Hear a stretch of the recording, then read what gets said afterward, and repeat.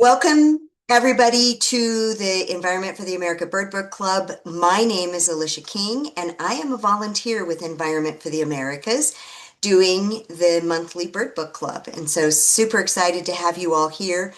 Feel free to turn on your cameras if you'd like to share your smiley face. I know a lot of times we have things going on behind the scenes, and we don't necessarily want to share all of those things, but we love seeing your smiley faces. Thanks for waving, folks. Nice to see you all.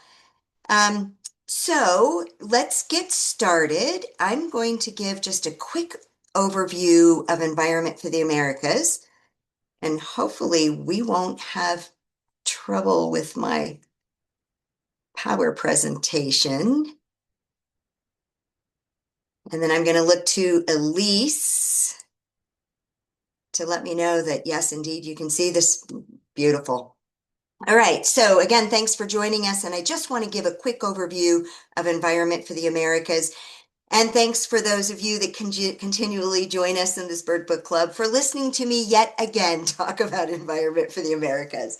But it's a very cool thing, and we want to make sure everybody who might be new understands who Environment for the Americas is. So we protect, we connect, and we inspire as an organization because we are committed to connecting people to nature and bird conservation. They kind of go hand in hand. We lead global partnerships focused on bird conservation and protecting migratory species and their habitats across international borders. And our programs nurture the next generation of conservationists through education, outreach, and creating career opportunities that are meaningful and that really help get people interested, young people in particular, interested in the potential of a career in the natural world and especially bird conservation. So we are home of World Migratory Bird Day. It's our cornerstone conservation campaign that's central to so many of our other programs. And this particular annual awareness raising initiative highlights the need for conservation of migratory birds and the habitats, whether it's here in our home base or across an international border. We have global reach, and we hope that our reach helps to find action and inspiration to conserve both birds and their environments through education, public engagement, and joint activities across borders. So our theme for World Migratory Bird Day changes every year. And this year we are still in World Migratory Bird Day. So if you missed an event in May, never fear. There will be events in October as we celebrate a second World Migratory Bird Day.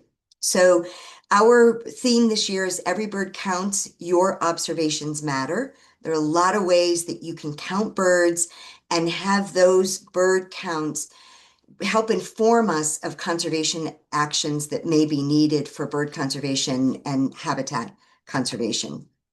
So we have a lot of programs that we work on, and one that I'm particularly proud of is our internship program.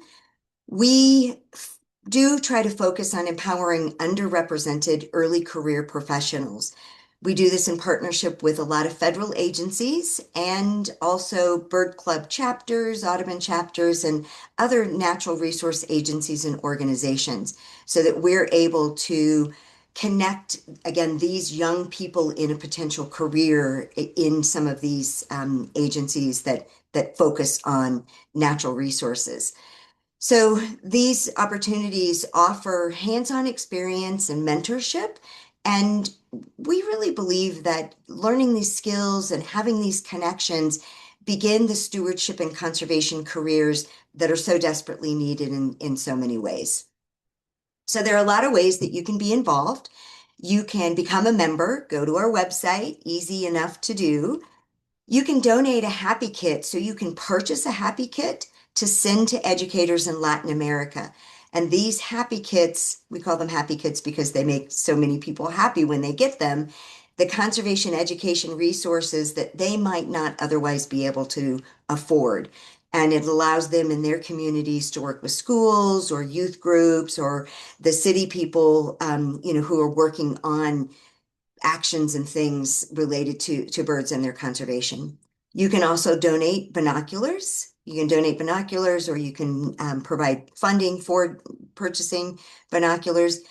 And how many of us have airline miles that we're not using? You could actually send interns around the country to if you don't have a use for those airline miles. So think about that when you go in and book your next trip. Could you donate some miles to us?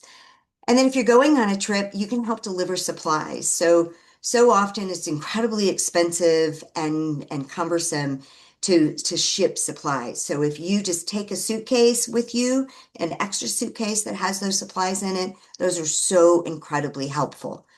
And then who doesn't like to go shopping? So you can shop on our online store and make a difference, because the only reason we have these items for sale is to help supplement the education materials that we oftentimes end up donating in so many ways. So it's very important that we think about how we can support those teachers, those organizations, and people who are really trying to reach the people who can make a difference on the ground. So our Bird Book Club happens every second Thursday of each month. You can register for all of them, and I'm assuming many of you have registered for all of them, or maybe you've just picked one or two that you particularly are interested in. So we're in the process of planning our books for 2027. We continue to do it on the second Thursday of each month, and we are going to start doing some children's books. So into June and into beginning of July, we're going to do some on-site bookstore interviews with authors, and hopefully some kids will come join us, and we'll read some kid books focused on birds and nature. So we have some cool things coming up in July, August, September, and October. I'm super excited about those.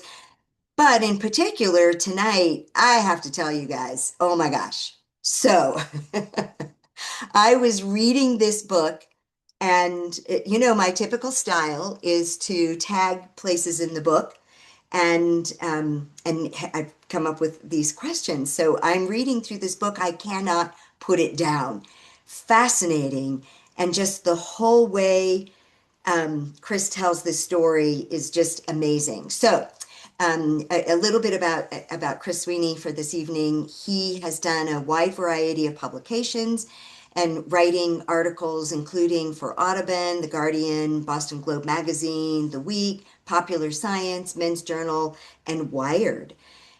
He worked as a staff writer for an alternative weekly in Florida, and then later as a staff writer and senior editor at Boston Magazine.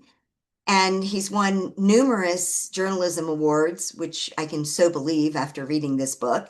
And he was once named Magazine Writer of the Year by the City and Regional Magazine Association. So he is interested in a lot of things, and this kind of touched my heart personally. Global health.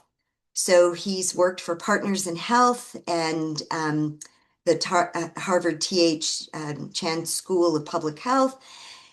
And I totally appreciate this, Chris, about you. So thank you for your work in that field that is not like the others. And then when Chris is not working, he spends time hanging out with his wife and their two daughters. And he likes running, reading, riding bikes, cooking gluten-free food, and listening to music. So I am thrilled to have you on board with us this evening, Chris. And let me see if I can get out of sharing my screen. Well, I'm just going to have computer problems tonight, I think. So, and I don't know if Elise, you can rescue me or not. I'm trying. Okay, so folks, I apologize when I'm sitting in a different spot than my normal. Of course, all sorts of little things will be little hiccups. So, Chris, I am going to just try to figure out what's going on with my computer. In the meanwhile, welcome to the Environment for the America's Bird Book Club. Thank you so much for being here again. And I'm going to turn it over to you. You have some slides you want to share with us? Yeah, thanks so much for being here. And I love reading the comments about the different birds people are seeing today. I saw a gray catbird like right before. I live in the middle of a very densely populated city, and it was just I actually don't see many of them here.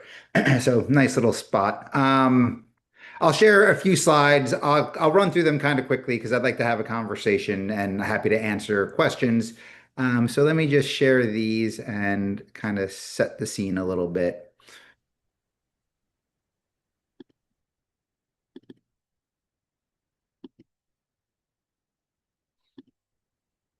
Whoops.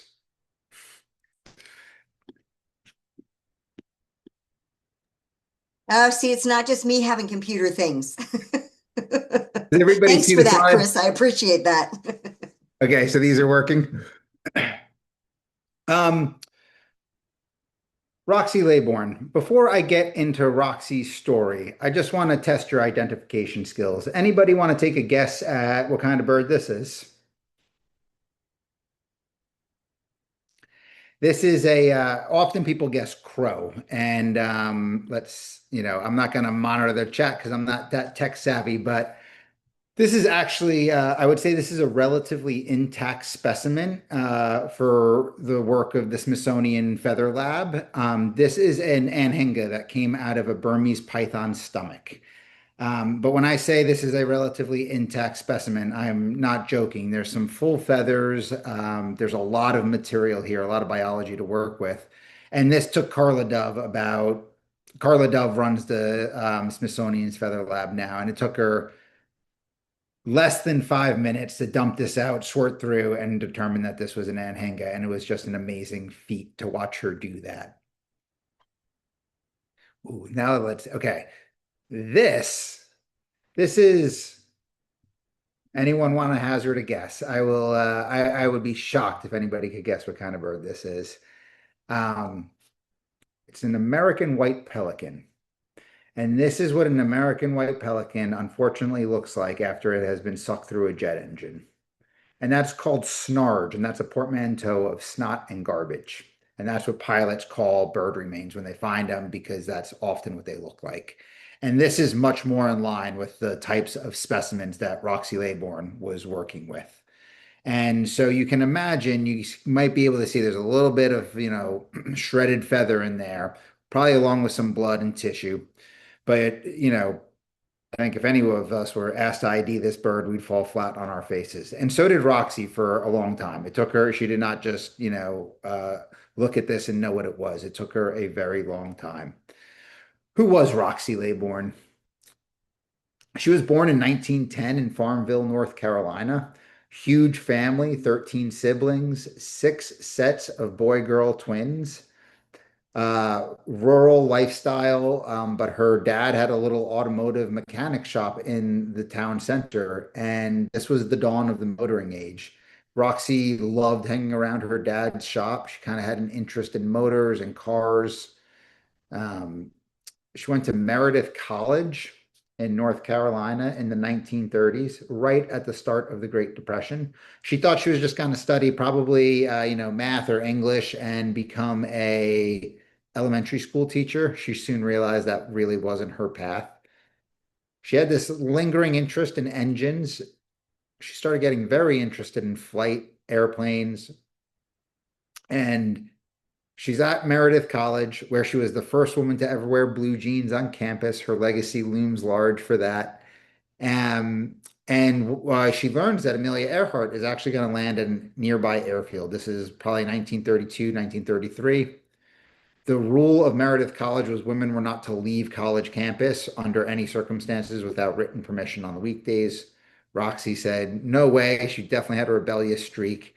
Went down to the airfield, caught a bus, and watches Amelia Earhart land. And it must have been this glorious moment, both as, a pioneering woman, aviation, all these interests coming together. And she looks up and she sees this woman named Gertrude Royster, who was the university's phys ed teacher. And Roxy knew she was toast at that moment.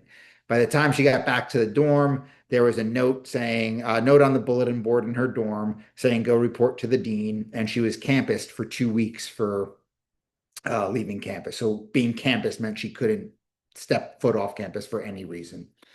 Roxy graduated in 1933, 1934. There's very few jobs. She walks over. She had been birding for, she had long interest in birds. She had been birding, since she was a child, essentially. Walks over to the local Natural History Museum, asks if there's any jobs. She knew the guy. She knew the curator. He says, why don't you come work for us, but we can't pay you. She says, okay. She gets exposed to all these different facets of museum making, painting the backdrops of exhibits, collecting specimens, but she finds she's really good at taxidermy, and she's especially good at mounting birds. Um, but unfortunately, for 5 years, this museum kind of exploited her. She was never paid during this time. She was told she could do some freelance taxidermy work. She marries. Turns out the man she married is an abusive alcoholic. She gets pregnant.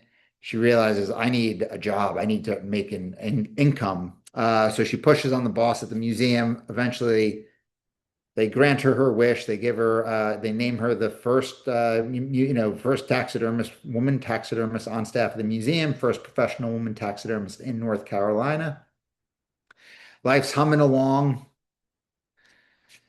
And then 1940, 1941, she gets a call, or she talks to an associate who says, hey, the Smithsonian up in Washington, D.C. is in desperate need of a taxidermist who's very good with birds. So Roxy, with her husband and son in tow, moves up. The Smithsonian's workforce had been largely siphoned off for the war effort.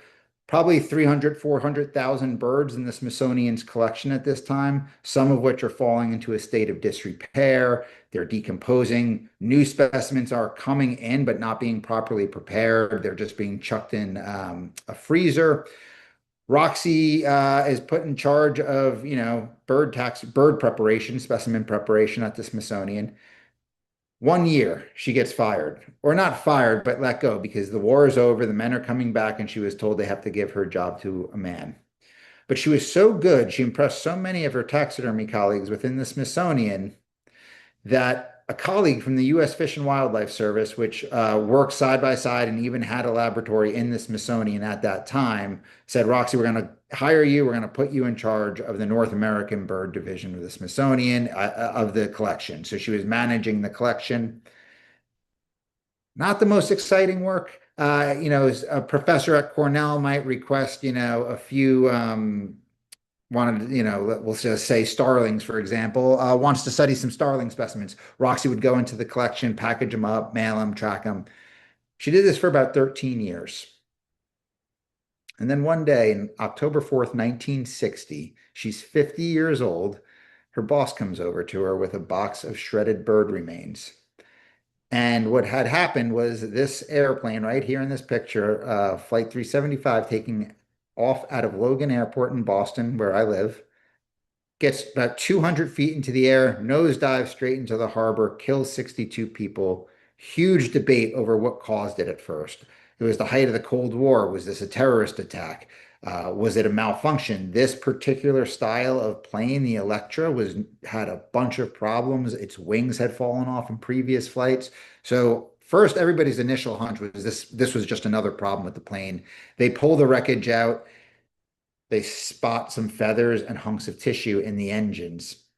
They realize, well, we think a bird or birds might have taken this down. We need to know what kind of birds did this. They send the specimens to this man Whitmore at the Smithsonian, who was Roxy's boss. He walks him over. He says, I think I know just the person who could figure this out. After, took a little bit of time, but they eventually determined that it was a flock of European starlings. I think this is so interesting. In the accident report from 1960, they estimated that that flock of starlings was 20,000 birds. I have lived in Boston now for 15 years, and if I saw a flock of starlings 20,000 deep, my head would explode with probably excitement and a little bit of fear knowing what they could do.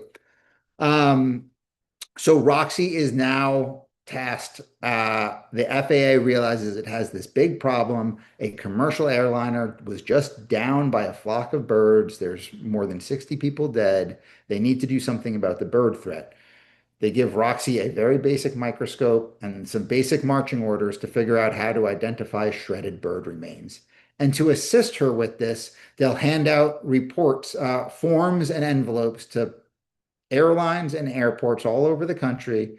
And they'll ask, anytime you find feathers or bird remains, please send a feather or more to Roxie Laybourne's office. Specimens start flooding in.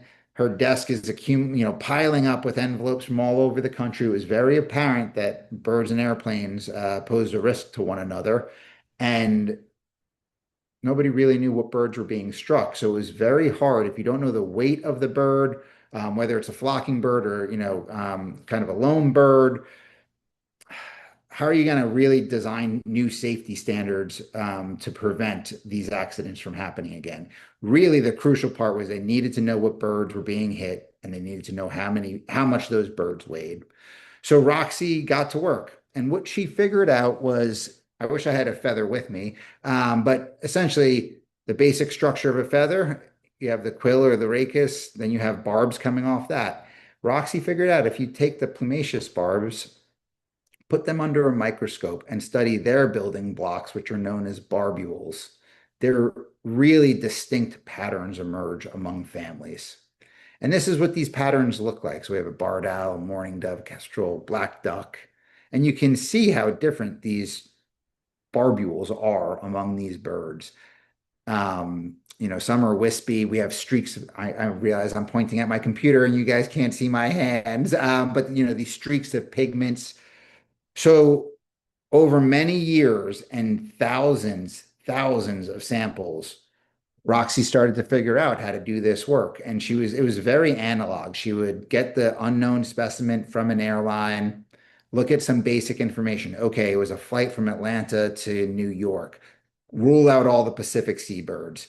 So she would winnow the possibilities down, and then she would go wandering through the Smithsonian's collection, thinking if there was some color to the feathers, maybe that would help guide her. And she would take out what she thought it might be, take a barb off the feather, and then she would look at it under her microscope and just sketch what she saw on note cards. And she did this 10, 12 hours a day for many, many years, thousands of specimens. And she started to really be able to do this work to provide foolproof identifications. Washington, D.C. is a very small place, and the Smithsonian looms large in it.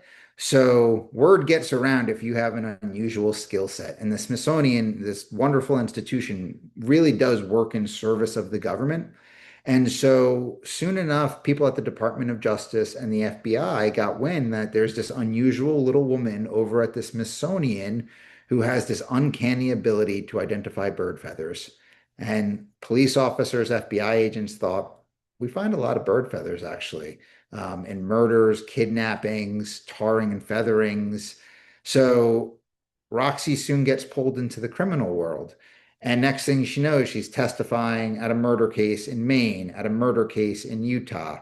And I'd never had the opportunity to interview Roxy, but I am confident in saying that, at no point in her life leading up to this did she ever expect to be working at the intersection of ornithology and homicide.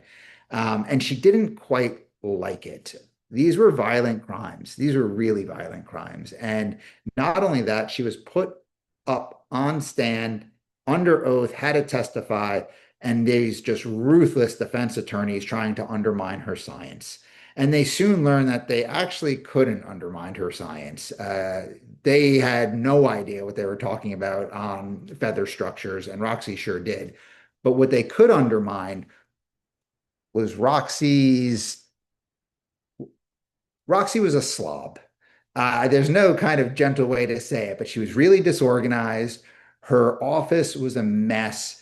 Colleagues got constantly frustrated with her because she would just take over lab tables. There would be stacks and stacks of feathers with envelopes filled with feathers, accident reports, and it got so bad there were actually like formal reprimands within the Smithsonian ecosystem for Roxy to clean up her act. But this also posed a problem if you're a criminal trying to secure a conviction of a murderer. first thing a defense attorney started saying was, how do we know that the feathers you identified weren't mixed up in the lab or didn't get, tainted in the process? So they really had to put a chain of custody on this evidence to secure it like you would any other piece of forensic evidence. What we're looking at right here is one of my favorite things I found in her archives. Feathers removed from clothing in a murder, crossed that out, homicide in Fort Myers, Florida, 5 June 1975, RCL, Roxie Laybourne. I'm sitting in the Smithsonian's quiet reading room. I have boxes in front of me. I'm going through each, taking them all out, reading. Come across this envelope. I'm like, ooh, this is going to be interesting. I open it up and there's a folded up piece of paper, probably folded 5 times. And I'm like, my heart's almost racing. I'm like, what is this? I unfold it and a bunch of feathers fall into my lap. And I'm like, oh my God, I'm covered in murder feathers. I take a picture, I text it to my wife. I'm like, I can't believe this. And I'm also a little bit like panicked. I'm like, was this murder ever solved? Like, how did this end up in a box, that's in storage? But I bring this up to Carla Dove, who is Roxy's mentee and runs the Smithsonian's Feather Lab now. And she was just like, oh God, Chris, I am not surprised. Roxy was a slob. And I never got to the bottom of these particular feathers. I think I found the murder they were associated with. Turned out they were inconsequential evidence, had no actual impact on the investigation. So I'm fairly certain they're okay being there. I picked them off my lap, put them back in the box. Roxy eventually trained an FBI agent in feather identification, and that got her out of the murder work, and it allowed her to focus on her passion and what brought her into feather identification.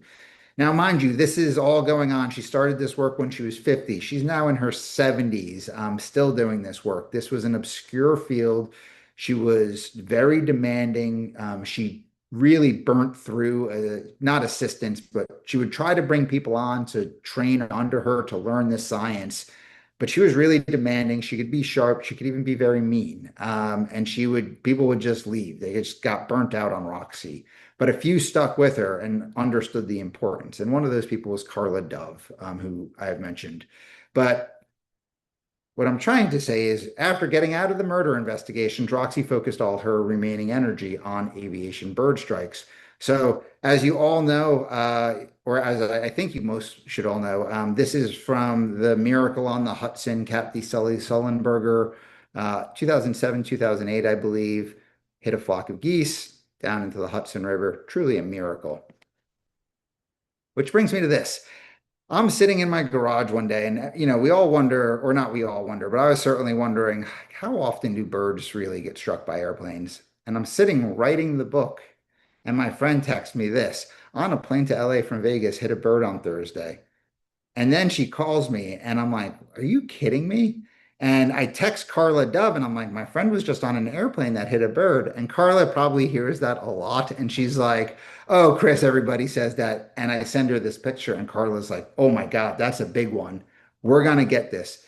So the dent on the radome, the front of the airplane, there's a lot of sophisticated communications and radar equipment housed in there. So this was a red-tailed hawk that caused this. And that alone right there is approximately $250,000 worth of damage done to that airplane. So you can imagine how costly this problem is. I realize I don't have my notes here, but there were approximately 19,000 bird strikes in 2024 in the US across 800 airports. The total cost of those bird strikes to the aviation industry was around $475 million that year. So airlines and airports have a huge interest in mitigating the risk of bird strikes. It's good for the birds that they're not getting hit by airplanes and people are actually doing something. But there's a new problem kind of that's being discussed in this, the bird strike community. It's been decades since the FAA has updated its safety standards and certification standards for bird strikes.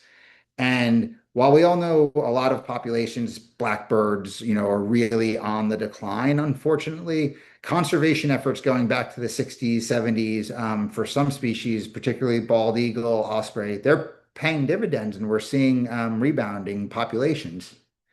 But what we're looking at on these two charts, we're also seeing increased number of bird strikes. So as these populations of eagles and osprey go up, the more they're getting hit by birds and by airplanes. And that's concerning because these are really big birds. A bald eagle getting sucked through a jet engine can cause some serious problems. So I keep hitting that. I'll close with this. This is not in the book, but I really wanted to understand what airports today are doing to better mitigate the risk of bird strikes. And so I went to Logan Airport in Boston, and this is Jeff, and he runs the program that is responsible for controlling wildlife.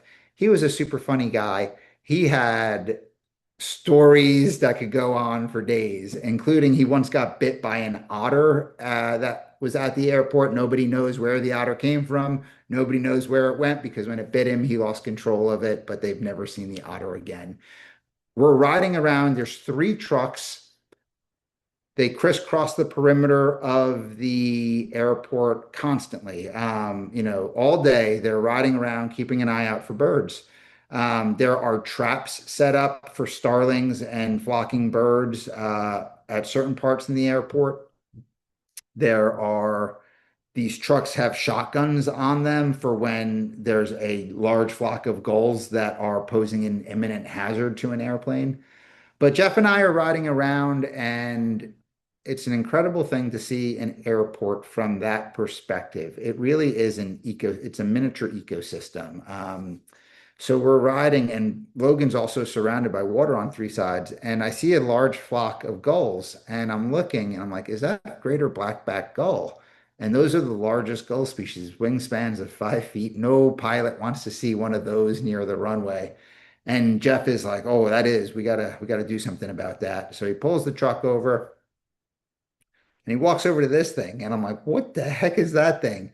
It's an air cannon. He charges it up, and then he gets on his walkie-talkie, and almost like police officer just talking in abbreviated code. And I'm like, "What was that all about?" And he's like, "Oh, I got to make sure that I'm not going to hit this and send a bunch of gulls into a flight path. I wanted to make sure no airplanes are coming in right now in this direction."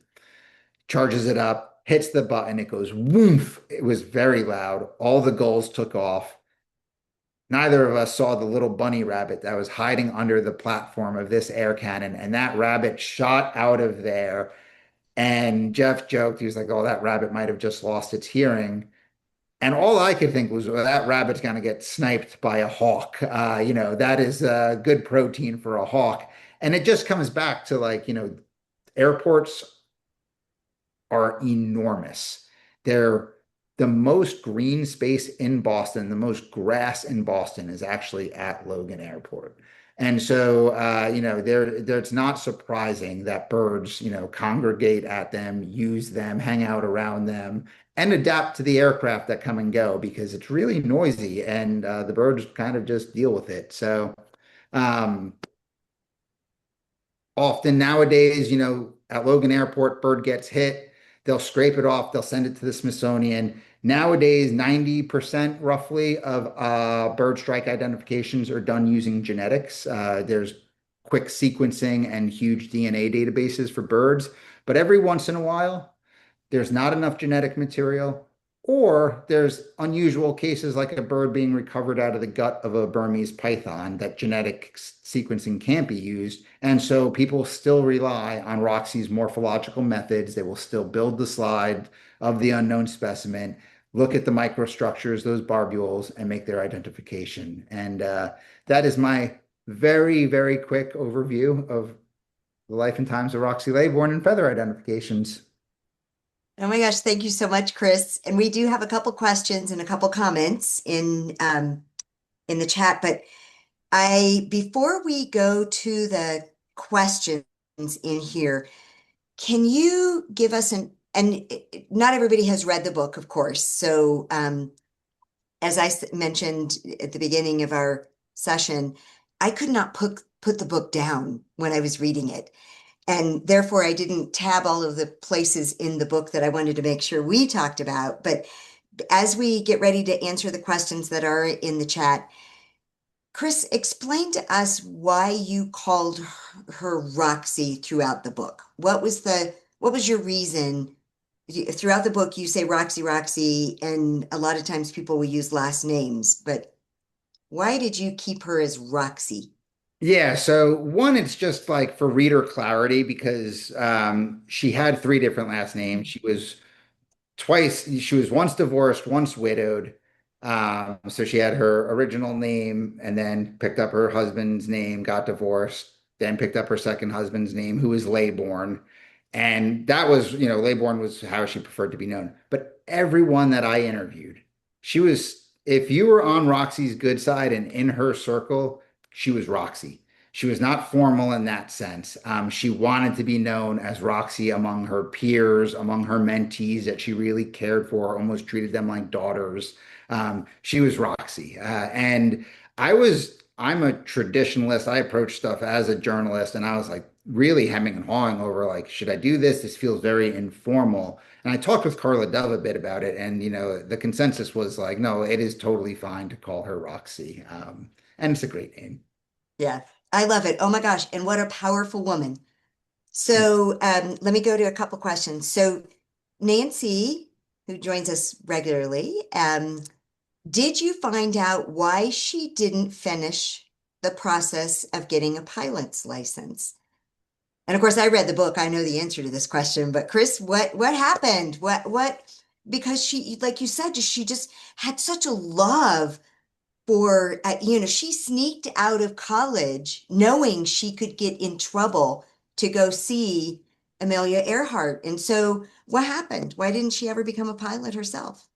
Yeah, she started pursuing it, and she's in college, and her parents, she really respected her parents. Much later in life, she realized how great their kind of style of parenting was, and I describe it as kind of a laissez-faire sense of parenting. Let the kids make their own decisions, and they kind of have to live with those decisions. So that was their kind of guiding light as parents. So Roxy starts Mhm. going down this road. She found a pilot school that offered night classes near Meredith College. So her plan was she'll stay studying Meredith College and she'll pursue her pilot's education at this night school. And very atypical of her parents, her father had some qualms. And rather than say, no, you can't do that, they went and he said, you can do it so long as it, and he was corresponding with Roxy and the administrators of Meredith College. And he essentially granted permission to Roxy to attend pilot school at night on the grounds that it does not interfere with anything that she is doing at Meredith College. And it was a very craftily worded letter because it essentially gave Meredith College could not guarantee this would not interfere with anything Roxy was doing. They had no way of providing that guarantee.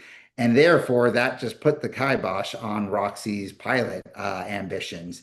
And it's kind of sad. And I do wonder if she ever thought about going back and, later in life, pursuing this or picking this up as a hobby. Because I didn't really mention this in the slides, but like one thing I interviewed, I don't know, many, many people for this book. Everyone who knew Roxy talked about how crazy of a driver she was. And at first, I thought it was like people just, breaking the ice and kind of telling tall tales. But then I'm like, I've talked to 15 people. I've talked to 30 people. I've talked to 40 people. And without fail, everyone talks about how crazy of a driver Roxy was. And not only did she drive fast, she drove like a race car driver. She liked to corner fast. She liked to test the limits of her car. And a month ago, I'm in North Carolina giving a presentation, and Roxy's oldest niece was in the crowd. And I never found this person, never met her. And she raises her hand and she's like, I'm so glad you talked about my aunt's driving. She was so scary to be in a car with. She used to come, we all used to rent the beach house, and Roxy would come flying down that road in she had a little sports car she nicknamed her Z car. And Roxy would come flying down the road get out. And for the first 2 hours of vacation, all Roxy would talk about was how fast she drove from Washington, D.C. to North Carolina. So I do wonder if like the ambition was still there to be a pilot and she just kind of piloted her car as a replacement.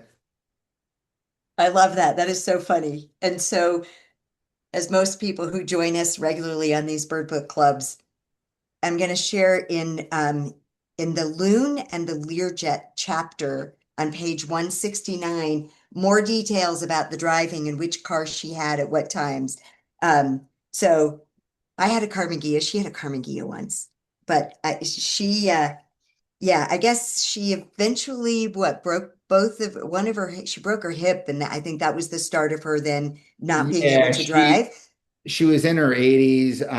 Actually, Carla Dove has this very funny story where she used to give Carla Dove a ride home often from the Smithsonian. Roxy lived out in the countryside of Virginia, and it was maybe 45-minute drive. Roxy had a hunched back in her later years, and she was small, but her neck was really stiff, her back was hunched. And Carla says that the steering wheel, Roxy would look through the top slot of the steering wheel, and Carla was not like she was a little bit afraid sometimes of Roxy's driving. And there was one instance where Roxy couldn't, easily turn like that because of her age and her back. And so if she was entering onto a highway from an entrance ramp, she would just floor it. She knew she couldn't turn to see who was coming. So she'd look out the periphery to kind of see what she could in the mirror and then just hit the gas. And Carla says there was one time where like she cut off people. There was almost an accident, and Carla just had to like shrug as the other drivers are screaming and laying on their horns. And Roxy just zipped on out of there. Ah, to be a little old lady. Okay, so let me make sure I address some of the questions in here. Um, did it not occur to the Smithsonian bosses to offer Roxy an assistant to organize, to help her get organized? No, there was Roxy couldn't even get a proper microscope to do the work. So there was almost no support. And this I don't actually fault the Smithsonian on because she was technically employed by the Fish and Wildlife Service, which was housed within the Smithsonian. But back then, resources were limited. Today, resources are limited. I think this is just a chronic underinvestment of science, not just feather identification, but broadly. And Roxy experienced that firsthand. She probably definitely could have used an assistant. I think it would have been hard to find the right assistant, especially as she was starting up on this work. She really did work, all the time, 6, 7 days a week, 12, 13, 14-hour days sometimes. She was in the lab all the time. Yeah, and in your book you talk about Carla and how she put her through a lot. Let me get to some more things here. Let's see. Charles Balick is saying, Chris, this is fantastic. I haven't had a chance to read the book yet, but it is now number one on my to-do list. Charles, I guarantee you, you will not regret picking this book up and reading it. I have to say, Chris, just the way you shared information as you discovered it and the way you tell the story and you kind of ebb and flow through it. And then for those of you who are going to read the book or have the book on page 61, this area of the book talks a little bit about what an amazing woman Roxy is. And somebody says, let's see, Carmen Indigo says, it seems that you developed a real liking for Roxy.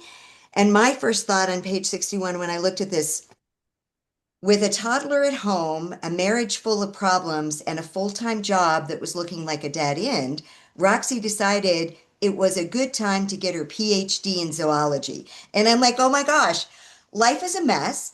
Let's just go for a higher degree. And she wanted to do that because then she wanted her PhD. And it's like, oh my gosh, this woman was amazing. And I am so glad you were able to put it in such a great book. So I have a colleague of mine, I'll share that it's actually Elise, my colleague, wants to read my copy of the book, and I'm going to give it to her reluctantly. So at least can read it, but I'm keeping my eye on it because I want them to give it back to me. So I'm not willing. A lot of times I give these books away, but this one's a keeper. Okay, so let's see. Let me get to some more things. Sorry, we're running short on time. So Andrew Earl is asking, what were you reading while writing The Feather Detective? Did you have any authors who you looked to for inspiration? That's a great question. I don't think I was reading anything other than archival material while I was writing The Feather Detective. It was this is my first book, and it was like this all-consuming experience in the best possible way. But I was reading, okay, so I guess this counts, but it was like all in service of research. I was reading Thor Hansen's Feather or Feathers. Um, Another book called The Feather Thief by Kirk Wallace Johnson about a great, a natural history caper kind of where somebody broke into a museum over in England and stole a bunch of specimens to make fly fishing lures with the feathers, which is just insane to me. Um, so those were two books, and then there was a great book called Faith McNulty is the author. It came out in the 60s, and it's called The Whooping Crane. I believe that's the title of it. The bird, I can't remember the title, but it's Faith McNulty's. I think it's The Whooping Crane. She was an old New Yorker writer in the 50s and 60s, and she did this beautiful book on the Whooping Crane, and it's a lot of fun to read. So those are the three books that stand out as like I definitely recall reading those, and like reading while you're writing a book is really stressful because it's just like, God, these authors are so good. And like, what am I doing? The question about inspiration, there is a book I love called The Skies Belong to Us. And it's maybe came out within the past decade, and it's about it's the story of this single hijacking of an airplane by a couple in the 1960s, and it's nonfiction. But it spins out all these different histories of aviation, hijacking, the radical politics of the time, and it's just a fabulous read. So can't recommend that enough. Thank you. Thank you for that. And thanks for that question. A couple more comments in here. Absolutely loved how you weaved history into Roxy's story from the origins of and that's kind of what I meant by the ebbs and flows. So crafty. No need for you to worry about what other authors are doing. You nailed it. From the origins of the Smithsonian to crane sexing and aviation changes. Truly terrific. Thank you. And I think you answered this question. I think you did, or in your book you did. How long did it take you to pull it all together? You worked on this for a decade, is that right? Well, I'll try to keep this condensed because it's a bit of a winding story, but in 2016, I started looking I write for Audubon, and I love writing about birds through the lens of journalism. And so I'm always looking for stories. In 2016, I got a news article that there were like 15 or 16 bald eagles found dead on a farm in Maryland. And I'm like, I have to write about this. I start putting in calls, and somebody says, "Hey, have you talked to the U.S. Fish and Wildlife Forensics Lab out in Ashland, Oregon?" And I said, "No, I didn't even know there was a wildlife forensics lab. I'll call them." I call them, I get on the phone with somebody. This guy's like, "We're not going to get the eagles. Every Everyone knows they're eagles, but also this is going to be an active investigation. We're not going to be able to comment on any of this." So I'm like, okay, I understand that. And he's like, "But have you talked to Pepper Trail?" And I'm like, "Pepper Trail? That's somebody's name?" And he's like, "Pepper Trail is our staff ornithologist, and I think he has a story that you might be interested in." I get on the phone with Pepper Trail, and at the time, Customs and Border Patrol was seizing shipments of desiccated hummingbird carcasses that were being killed in Mexico and smuggled into the US and turned into love charms and sold. Good luck charms. And so I'm like, holy cow, this is crazy. Like, I got to write about this. I go out to Ashland, Oregon. I sit down with Pepper Trail at dinner one night. He's telling me about this problem. And I'm just like, how does anybody even know that forensic ornithology is a thing? How did this even become a thing? And he said it all started with this woman at the Smithsonian. She was like, he's like, I never met her, but like I've heard stories. I think she was kind of quirky, a little bit mean. Her name was Roxie Laybourne. I wrote the name down, looked it up, mentioned her in the story about Pepper Trail. Kind of wanted to do something with Roxy, but I have a million other things going. 2 years later, I end up writing another story for Audubon that takes me to the Everglades. And it's about all the invasive reptiles that are eating birds. So I'm looking at Nile monitors, Argentine tegus, which are these giant lizards, and Burmese pythons. And this woman takes these birds out of a python gut, and I'm like, that doesn't look like a bird. How do you even know what species that is? And she's like, oh, I don't. I send them up to the Smithsonian. There's a feather identification lab there. You should call them. I get back to Boston, doing my reporter thing. I call the feather identification lab. I get on the phone with Carla Dove.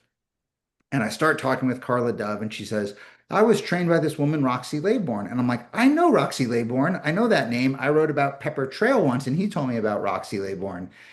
And Carla's like, we keep talking. She's like, where are you? And I'm like, oh, I'm in Boston. She says, the first case that Roxy ever investigated was an airplane crash in Boston.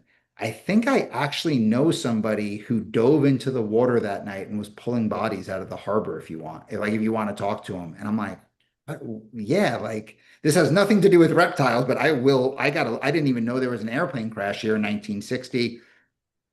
All of this keeps like everything keeps coming back to like feather forensics. And I'm like, this is crazy. And finally, I found out that the Smithsonian had a robust Roxy archive, robust oral history interviews with her, which led me to one more Audubon story and then eventually the book. So that was like the 10-year saga of like, Roxy kept floating into my world. And it eventually felt serendipitous where I was like, I think I'm supposed to write a book about this woman. And here we are. Oh my gosh. Well, we are certainly so glad that you did. And unfortunately, we're out of time because I did have another question about Mean Gene, but we'll save that for another time. But I do want to ask a question that Bridget Berger asked, will you be reading for the audiobook? Are you going to do an audiobook and are you going to There read? is an audiobook. I did not read for it. I think that was the right call. But the narrator is this brilliant woman who did a fantastic job. So audiobook is available and you can buy it wherever you buy your audiobooks. Yeah. Speaking of buying the books, highly recommend this one. And go to your local bookstore if you've got a local bookstore or someplace where you can purchase it. And then that's my preference to buy from my local bookstore. And then when all else fails, I might try to order it or find somebody else who has one that they can loan me. So, Chris Sweeney, oh my gosh, thank you so much for writing this book.